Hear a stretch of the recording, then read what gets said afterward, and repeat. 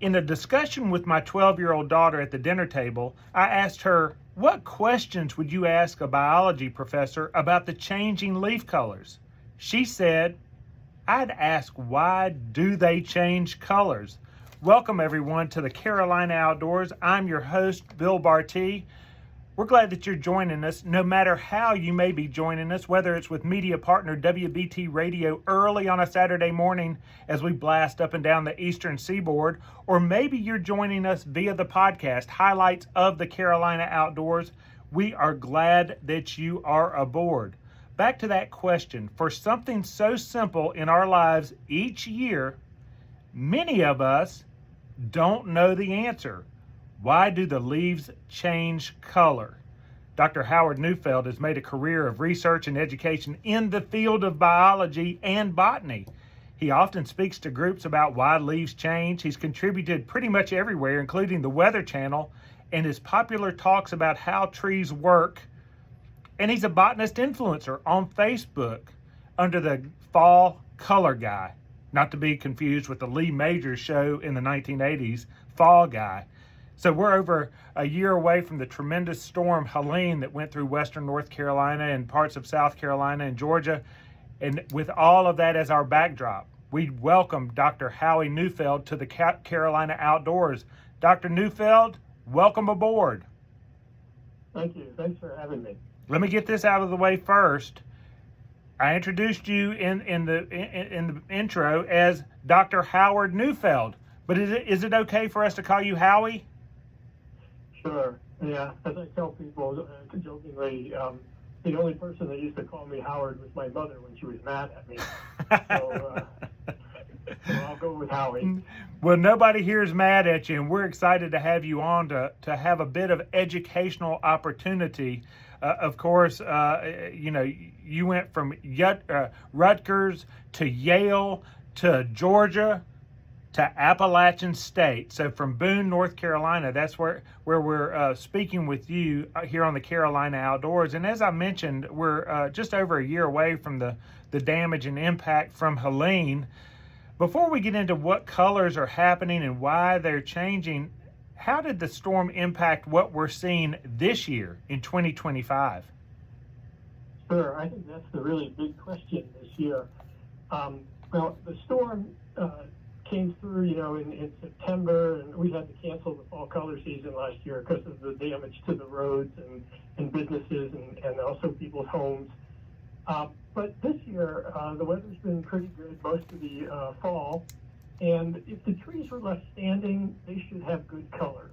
There's not really a carryover effect from the hurricane itself. But what we do know from the North Carolina Forest Service is that the winds knocked down trees on over 822,000 acres of land. Oh, That's wow. 60% bigger than Great Smoky Mountains National Park. So, and if you look at how many trees that is, say the large ones that were showing color before the storm, that could be up to 17 million down trees. So I think what the difference this year will be is that when you go out, and all the roads are open now, except for a short section of the Blue Ridge Parkway near Little Switzerland and between Little Switzerland and Mount Mitchell. But you should see really good color. Maybe you might see some patches here and there where the trees blew down and it looks a little gray or brown. And it's going to take, a couple decades for those trees to grow back there. But maybe you won't see those from the overlooks, and then your fall color experience should be pretty good. Well, back to my initial question, as I was preparing with you in a discussion with my 7th grade daughter, I asked her what she would ask you, and she had the simple question of, why do leaves change color? Sure. Well, I think we can explain that. So starting after June 21st, the days are starting to get shorter, and the trees can sense the day length. And the less day length there is, the less chance they have to do photosynthesis. And the photosynthesis is done with a compound called chlorophyll, and that's what gives the leaves their green color. And so from June on, then, the days are getting shorter and shorter, trees are doing a little less photosynthesis. It's kind of a signal to them that fall is coming in a few months. The other thing they sense is temperature. And so when in, say, September, the temperatures start to go down, they sense that also. Between the day length and temperature, they realize that fall is coming, and they drop the leaves so that they don't lose a lot of water and nutrients in the winter, because those leaves will get battered by the ice and the snow. So the first thing that happens is they'll begin to break down the chlorophyll. Chlorophyll has a lot of nitrogen in it, so they'll take that back into the twigs and save it up and use it next year. When that happens, the green color goes away. And what comes out are the orange and the yellows. And those have been there all summer, but they've been hidden by that green chlorophyll. Now they're revealed, and they give us those nice shades. And the orange is a compound we're all familiar with. You know, it's carotene, which is what makes carrots orange. And the yellows are called xanthophylls, which make a lot of flower petals yellow. So these compounds are helping the leaf in the summer do photosynthesis and protect it from excess light. Now the red is another story. You know, certain trees like sourwood and dogwood and black gum will turn red instead of yellow or orange. That red pigment is not there in the summer. It's not hidden by the green chlorophyll. Rather, trees that turn red make that pigment in the fall. And that's always been the mystery. Why would a plant spend the time and energy to make an entirely new compound 2 weeks before it drops the leaves? So that's engendered a lot of scientific controversy. Ah.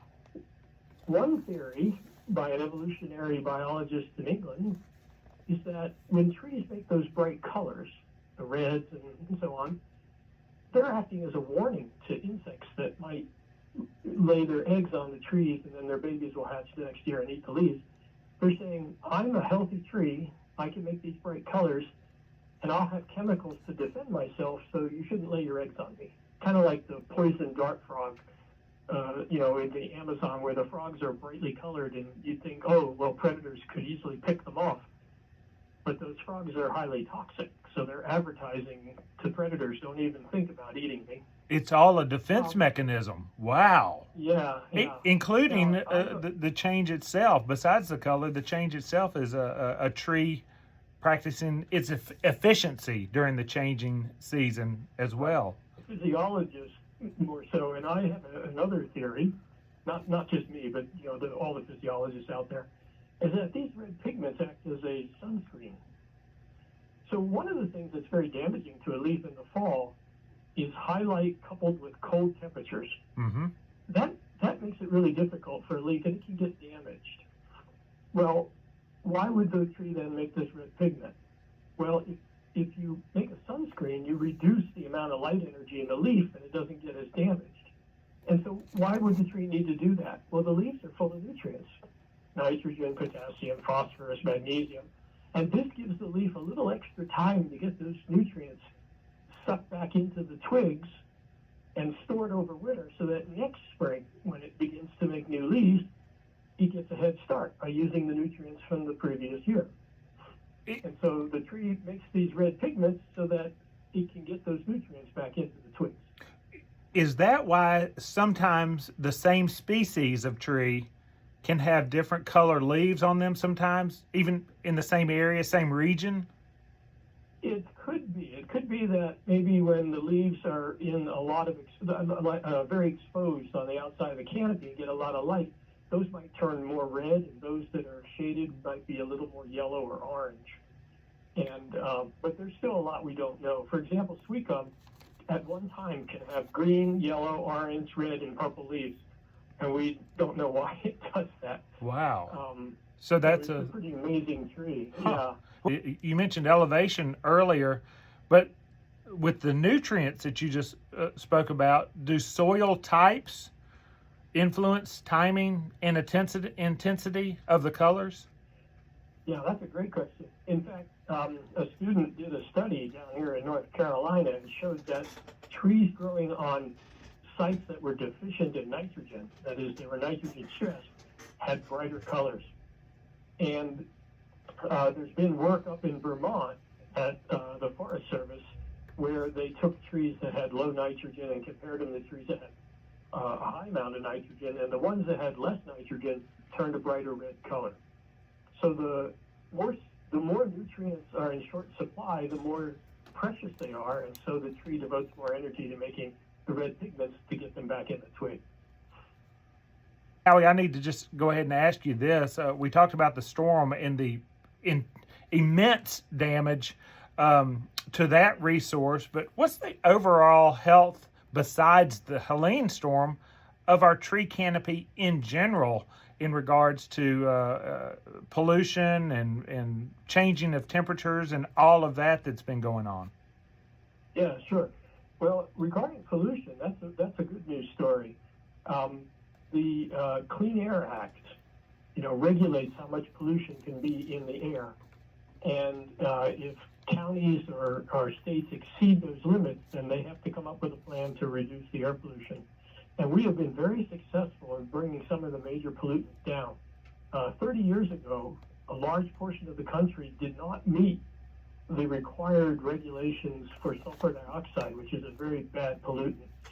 Today, there is no county in the United States that is out of compliance with the Clean Air Act. In other words, we have drastically cleaned SO2 out of the air by putting scrubbers on smokestacks and burning cleaner coal. We've drastically reduced the amount of ozone, which is O3. Oxygen is O2. Ozone is O3, and it's very toxic. And it can damage plants, and it can hurt people. Well, right now, for example, in Great Smoky Mountains National Park, they're experiencing their lowest ozone since we've been measuring it. And up and down the East Coast, we're seeing similar changes. So overall, the Clean Air Act has greatly increased the quality of the air, and that's good for the trees. As for climate change, the Southeast is unusual.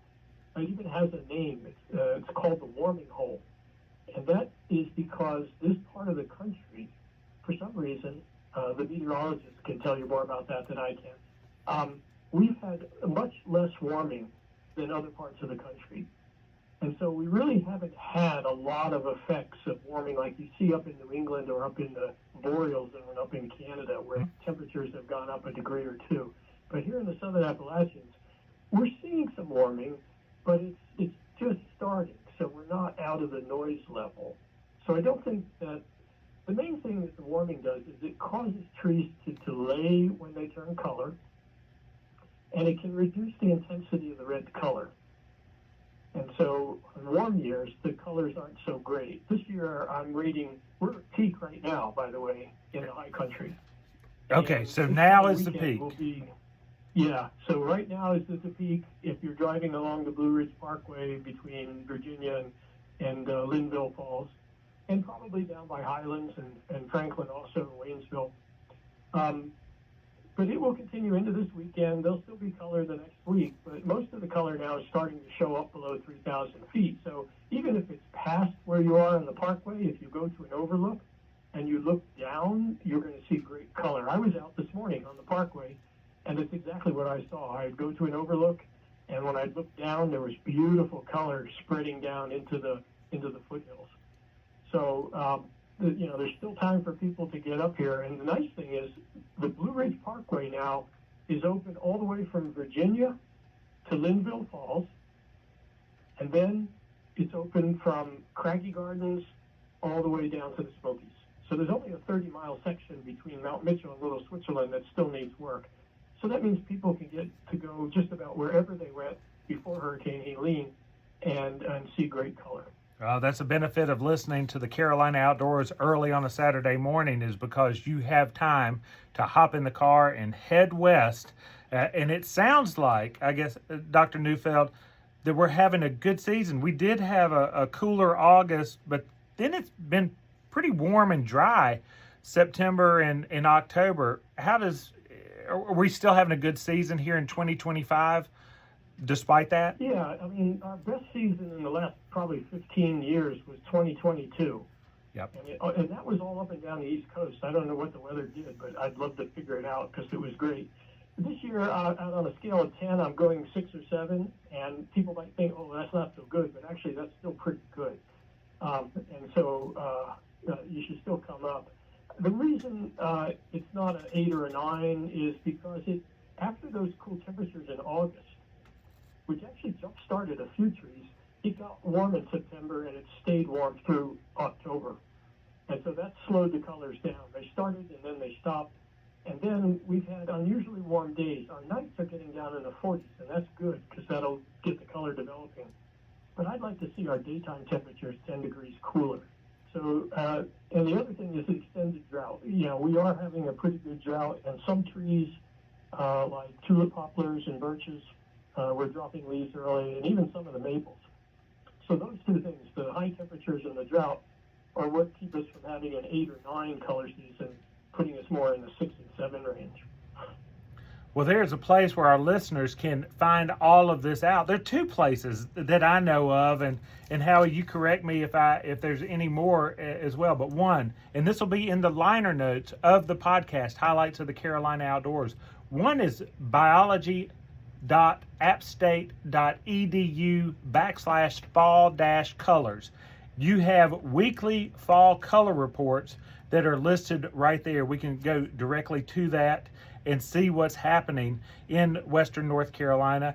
But also, and this is where you have had, just great success on Facebook, the Fall Color Guy on Facebook. With 30,000 followers, you are continually, especially during the fall, posting on there so we can keep up with what's happening here, but really around the world in many cases. Yeah, sometimes I just put in there for, people to learn about fall color. Can happen in China and Japan and Korea, and they have fall color tours just like we do here. They just don't have as big a country as we do. Yeah, there's fall color all around the world, and then in the off season, when we're having spring, they're having fall color in the southern hemisphere. Wow, it's enough to keep you busy.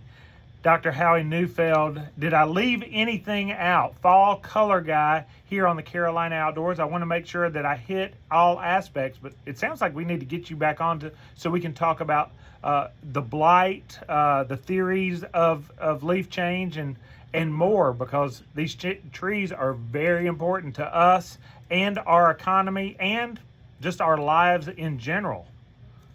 Sure, I'd love to do that. The other thing I would add here at the end is that fall color tourism is the busiest season in the mountains. And so it's really important for the people who make a living up here for the tourists to come up and see the colors. So I encourage everybody to come up. Asheville estimated they lost $400 million in tourism dollars last year because of the hurricane. The other thing is, if you want to avoid a lot of the crowds, and it's going to be very crowded the next 2 weekends, come during the middle of the week if you can. And if you have to come on a weekend, go out early. That's what I did this morning. And when the sun is low in the sky, colors jump out at you much better. And you'll get much prettier pictures if you get out early and get on the parkway. And so those are the 2 things I would suggest for people to do. Count us in. Dr. Howie Neufeld, fantastic news from the Fall Color Guy, Howie Neufeld. It was great to have him on talking about the leaf change that's happening here in 2025 and why. It's always an unknown, it seems to be, of what the leaves are going to be doing. With that being said, we hope that you'll join us in some upcoming events at Jesse Brown's. We have Fly Tying Night, October 23rd. 3 brand new flies with instructors. We have materials on hand along with the tools needed to tie these flies. So whether you are a seasoned veteran at fly tying or maybe brand new into it and just curious about this particular art form of lure making, Fly Tying Night at Jesse Brown's, October 23rd from 6 to 8:30. Join in. It's $25 per person. All of that online. And also Hike the Loop Trail, a walk in the park. It's November 1st. All you have to do is meet at Jesse Brown's at 9 a.m. We have hike guide Drew Thrasher, who's going to take us on this 4-mile, 2.5-mile walk in the park. All you need is comfy shoes and a bottle of water. Hey, with all of that being said, let's thank Dr. Howie Neufeld, the Fall Color Guy, for being on the program this week, giving us a look into why leaves change colors, how they change colors, and the importance of traveling to Western North Carolina to see all of that. For Howie Neufeld and TJ the DJ Boggs, I'm your host, Bill Bartee, saying make the Carolina Outdoors a little bit better than you found it, and pick up your trash.